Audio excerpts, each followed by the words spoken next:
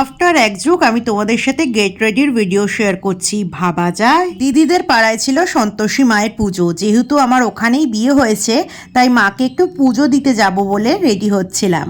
সকালের দিকে heavy makeup আমি পছন্দ করি না, তার উপরে প্রচন্ড গরম পড়েছে, তাই ভীষণ সিম্পল একটা লুক আমি ক্যারি করব। যেহেতু আমার অয়েলি স্কিন, তাই প্রথমে একটা অ্যালোভেরা জেল ইউজ করে নিয়েছি। এবার ডট অ্যান্ড কি এর টিন্টেড সানস্ক্রিন ইউজ করব। আমার শেড নাম্বার হচ্ছে ক্যারামেল 07 ডিপ। এটা ইউজ করে নিলে দিনের বেলায় কোনো ফাউন্ডেশনই দরকার পড়ে না। এবার পুরো ব্যাপারটাকে সেট করার জন্য একটু লুজ পাউডার ইউজ করে নিয়েছি। ব্লাশ অ্যাপ্লাই করার ইচ্ছা ছিল না, কিন্তু ফেসটা বড্ড ফ্ল্যাটার লাগছিল।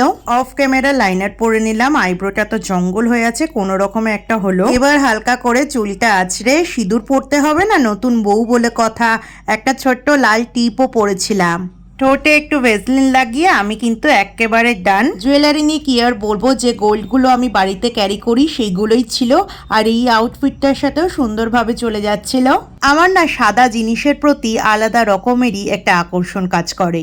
আমাকে কোনো ড্রেস বা শাড়ি পছন্দ করতে দিলে সাদাতেই গিয়ে চোখটা আটকে যায়। তাই মায়ের আলমারি থেকে এই হোয়াইট কালারের সাউথ কটনের শাড়িটা বার করেছি। তার সাথে মায়ের আমাকে রিসেন্টলি কিনে দেওয়া এই হোয়াইট কালারের ব্লাউজটা একদম ম্যাচিং হয়ে গেছে।